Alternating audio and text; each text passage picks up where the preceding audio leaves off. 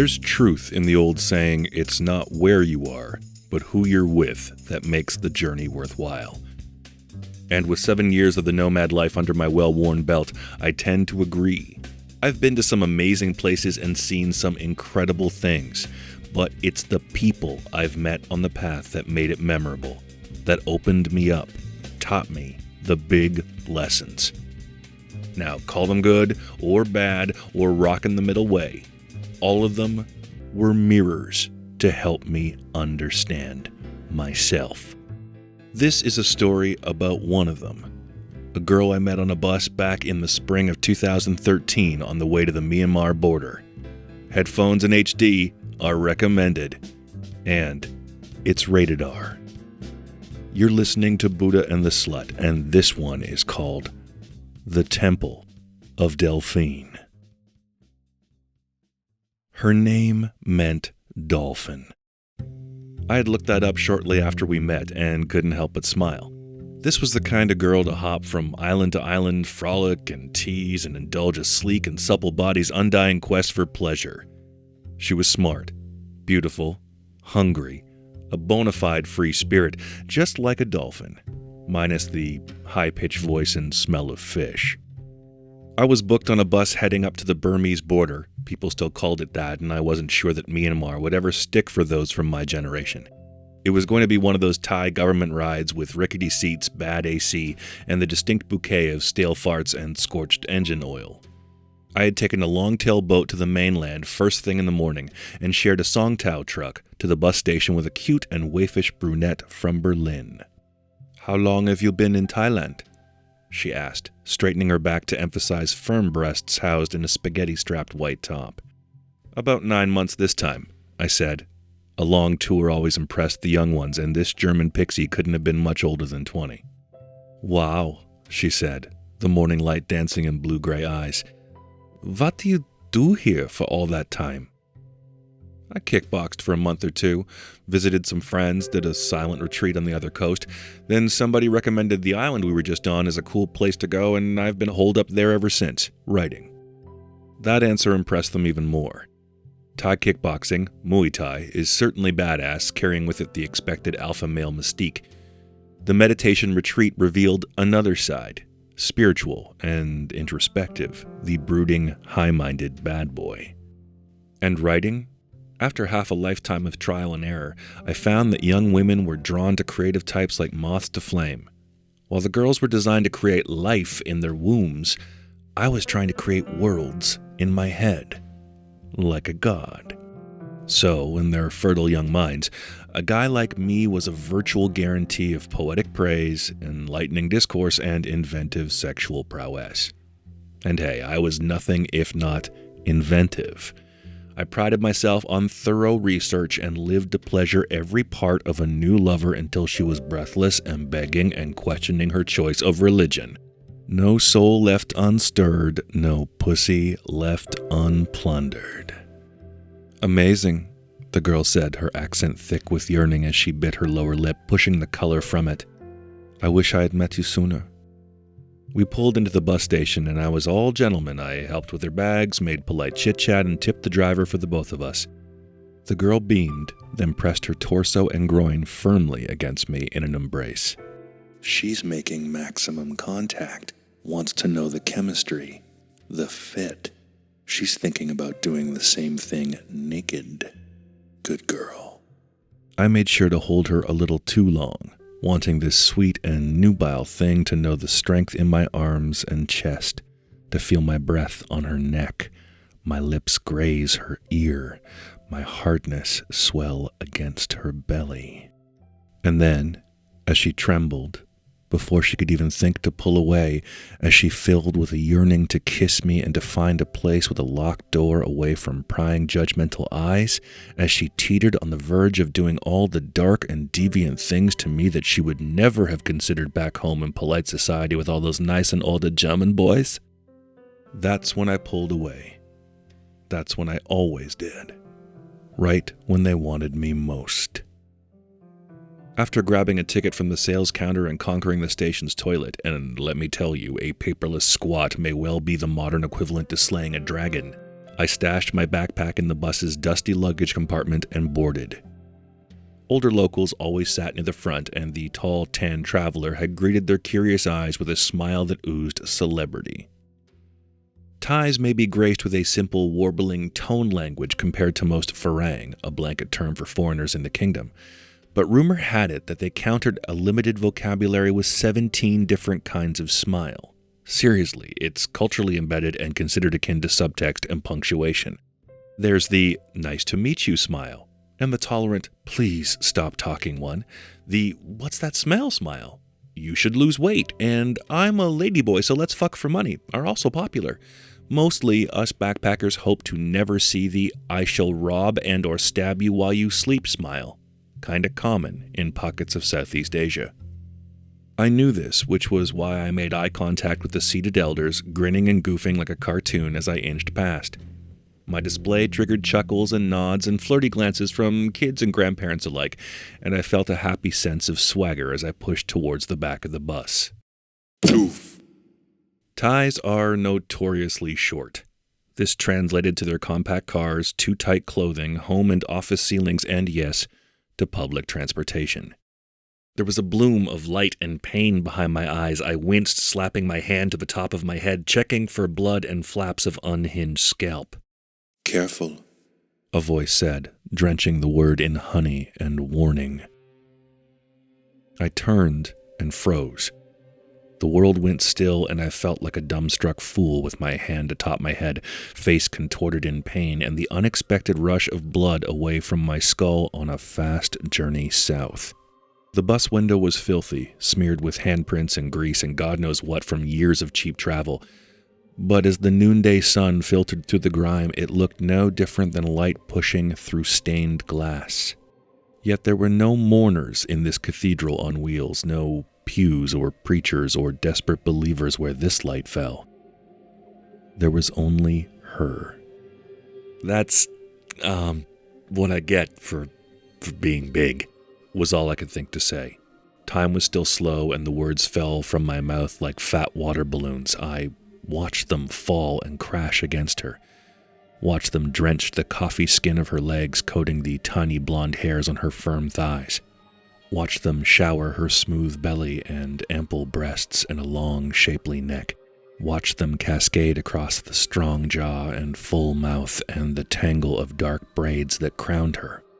I watched as my words spilled over her in that moment, splashing in the sunlight and rushing to pool in the gold of her eyes.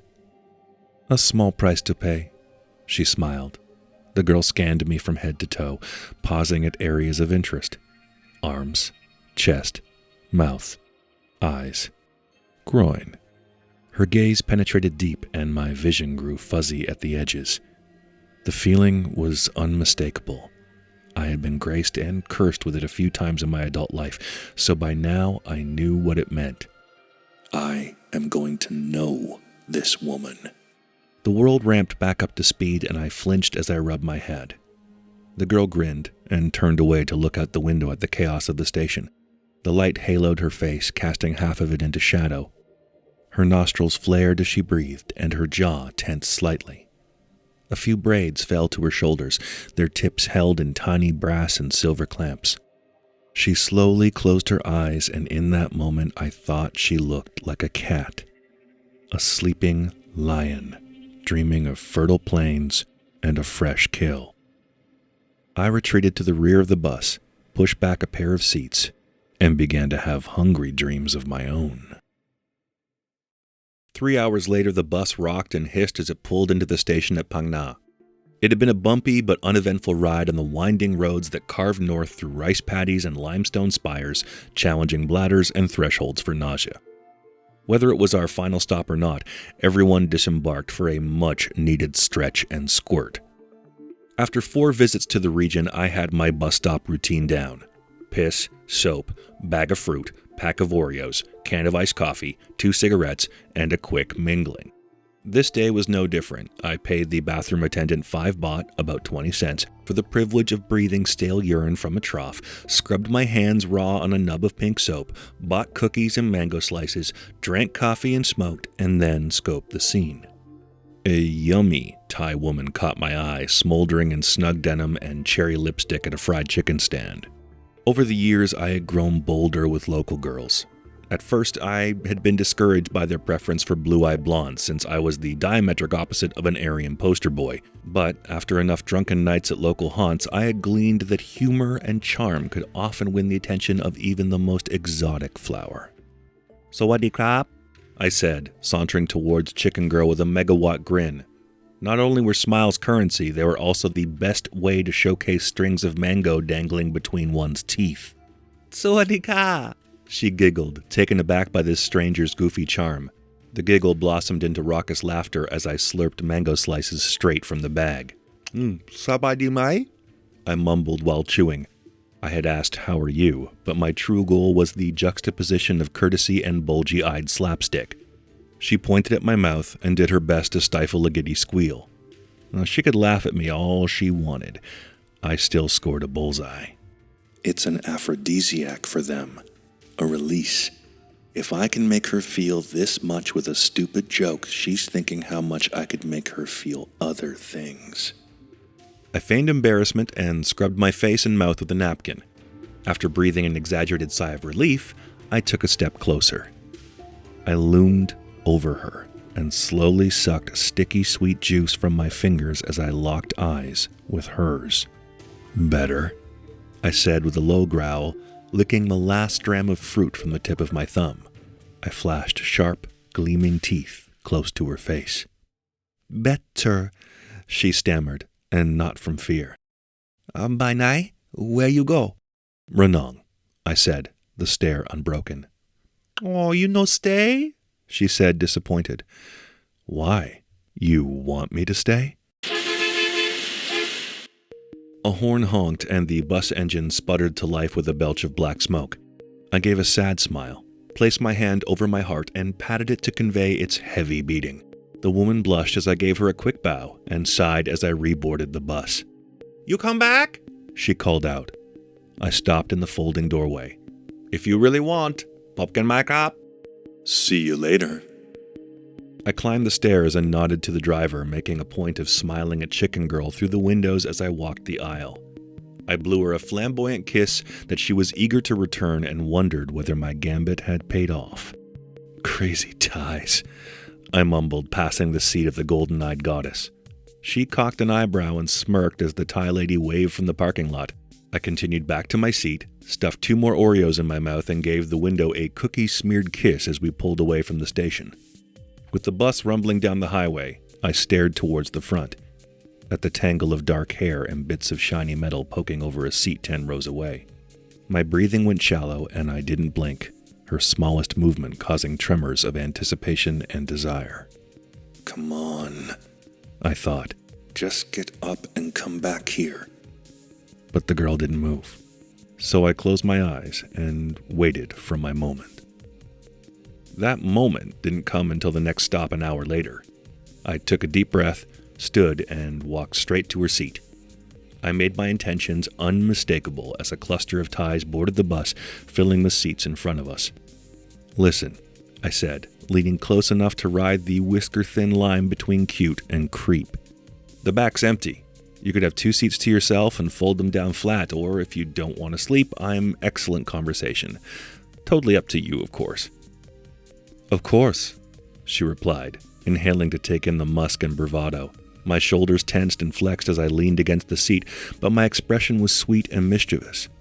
Her eyes traced the moist pout, the chestnut curls poking from the back of a faded baseball cap, and the tiny flecks of green in dark, dangerous eyes.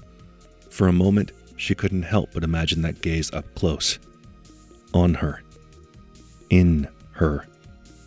I winked and then returned to my seat. If she didn't move within 10 minutes, then I had misread her completely and there was no interest. It happens sometimes with foreign girls, the subtle signals shifting between cultures, lost in the smoke of each new border crossed. I'd resigned myself to another 3 hours of solitude when the girl rose. In one graceful motion, she threw a pack over her shoulder and glided to the rear of the bus. She sat down directly across the aisle, pushed both seats back, and turned to face me. "So," she said. "So," I replied. I felt my palms go damp and a twinge of heat and hardness against my thigh, and there was something else. Something I hadn't felt with a woman in a very long time. This girl ain't prey. She's a lioness. Tread lightly, son. I am Delphine, she said. Beautiful name. And your accent, is that French? She said, playing along. She stretched out both legs slow in front of her like thick caramel drizzled across the seats. Et vous? Oh, j'aime le français. Your language is like music to me, I said, leaning in. I reached out, cradled her long fingers, and gently kissed the back of her hand, careful not to lose her gaze as lips met skin.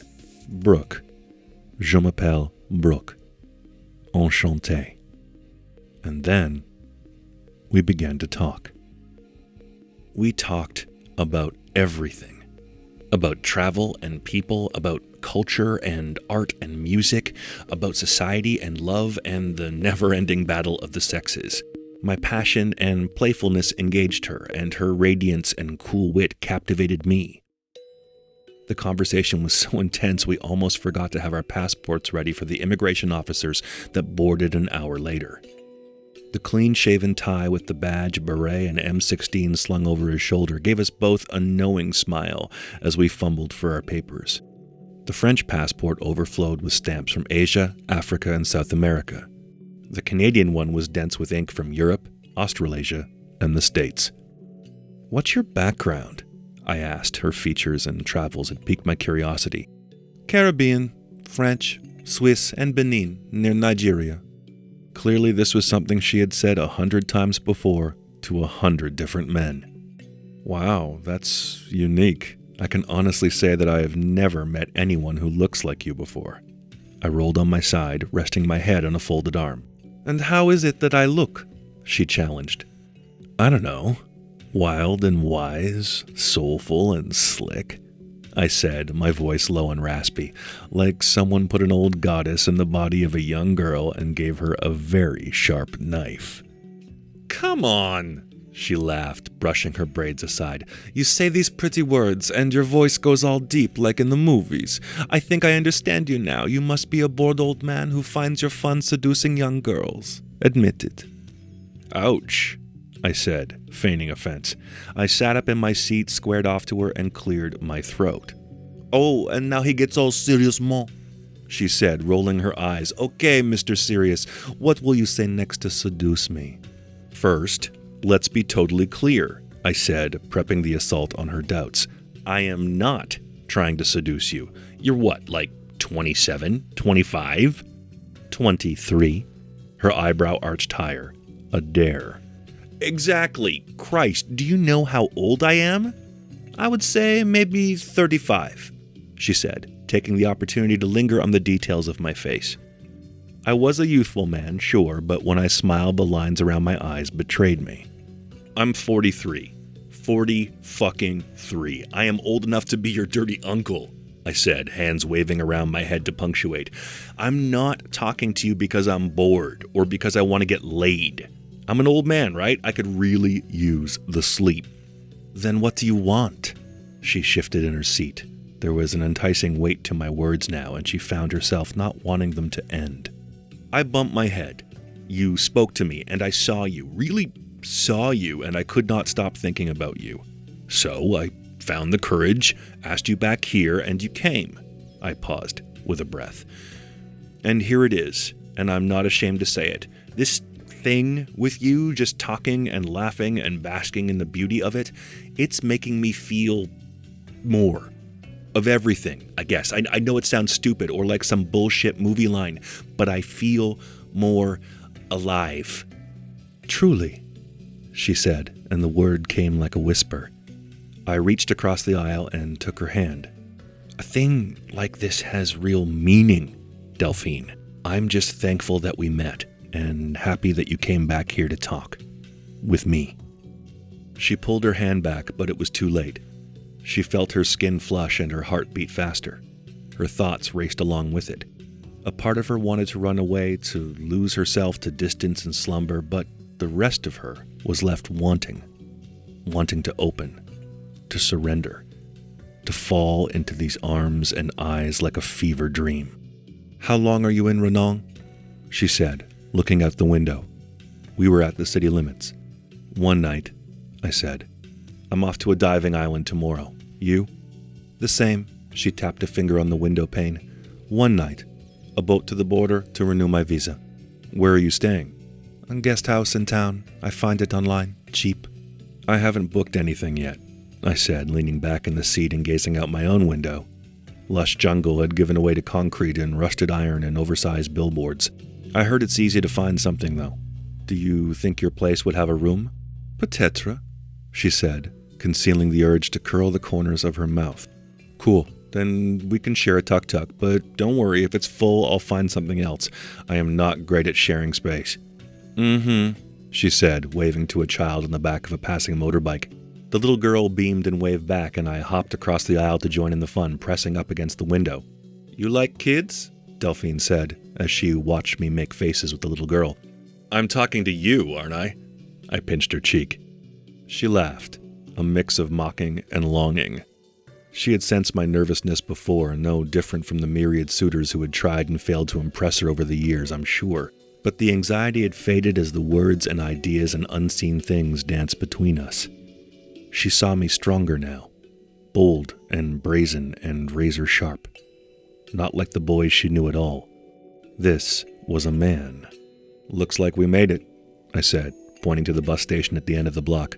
"One adventure ends, and another begins. Oui, she said, and a smile crept across her face.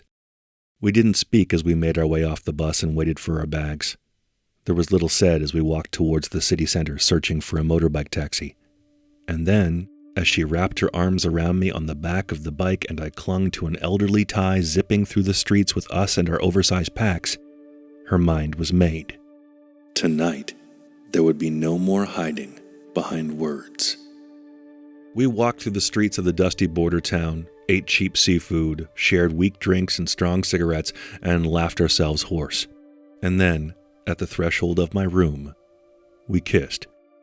It was a slow, deep, and hungry kiss, like sugar in coffee, dissolving in the stirring, in the heat of it, making every sip much more sweet. She pulled me into the bathroom, and the kisses moved from mouths to necks. Hands clutched at warm skin, lips teased at breasts and bellies. Our tongues shared the first tastes of sex beneath the cold shower spray. I threw her down on the bed and devoured her there. I wanted to drown in that sweet, spicy scent, fierce in a desire to drink her dry. Breathless and sated, she grabbed a fistful of hair and rolled me over, determined to do the same. The lust had caught her off guard, after all the anxious young lovers and the tame, predictable moves that too often followed. As she dug her nails into my ass and drove me deep into her mouth, she reveled in the bucking and trembling. She pulled back as I groaned, watching my hands clutch at the stained sheets as my torso was drenched with cum. She gasped as I gathered it on my fingertips and sucked the pearly drops down with a smile. I eat a lot of pineapple. I could ice a cake. She said nothing. She just crawled up to kiss me, a wet, lingering kiss, and collapsed against my shoulder. Time dissolved just as our bodies had, coiled in sweat-soaked embrace. It was late now, and the sun was threatening to rise. "I think it's time you should go back to your room," I said, running a finger down the length of her spine. "We should both go," she purred, shivering at my touch. "I have condoms." "I already told you, my dear, I don't want to sleep with you." I yanked up the covers and gave a firm smack to an ass that would not have been out of place in the Louvre. "You're serious," she said, sitting up in a huff and gathering a mass of braids atop her head. "Who the hell are you?" "Not another one of your victims, devil girl." I leaned in and took a nipple between my teeth. Dark and hard and sweet, my very own Tootsie Pop. There's something good here. I don't want to ruin it. "By fucking me?" She pushed my face from her chest, humor and disdain mud wrestling in her eyes. "Babe, if I fuck you, I'll forget you. And you'll forget me. And we'll end up like all the others, n'est-ce pas?" I cradled her face in my hands and stroked her cheeks. I don't want to forget. Not yet. D'accord, she said, standing to get dressed. Maybe you are wise. Crazy, but wise. She bent down and gave me a soft final kiss before opening the door. Just like you, I said as she stalled in the doorway. Maybe we're mirrors. She smiled, eyes bright. Come and wake me. I leave at 8:30. We can say our goodbyes then. And then she turned off the light and pulled the door closed. A bientôt, I said, blowing her a kiss through the window. Soon. Do you dig what you heard? Let me know. Want more of this story? Let me know. Craving full-on 50 Shades next time? Let me know. I'm doing this for you, my friends. All I ask is that you spread the good word, pimp the show on social media, subscribe, rate, and review on iTunes, Google Play, Stitcher, and the rest, blah, blah, blah, blah, blah, and say hi now and then. No point just wanking in the void, am I right? Your comments, seriously, are good for morale. Until next time, this episode of Buddha and the Slut was brought to you by the French. Hygiene questionable, ego guaranteed, but that accent, oh la la, c'est magnifique, sainte merde.